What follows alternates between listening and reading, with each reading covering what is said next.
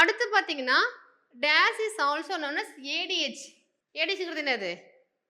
Anti டையூரெட்டிக் hormone அல்லது வாசோபிரெசின். இது எது கீழ வரும்?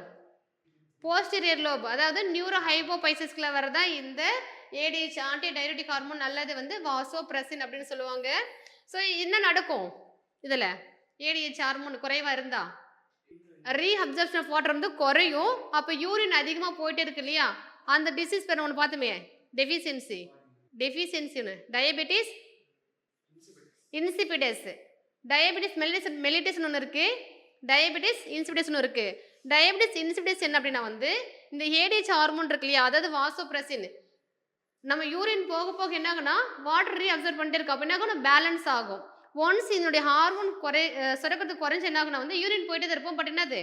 ரீஅப்சர்ப்ஷன் பண்ணுறது வந்து குறையும். ஓகேங்களா?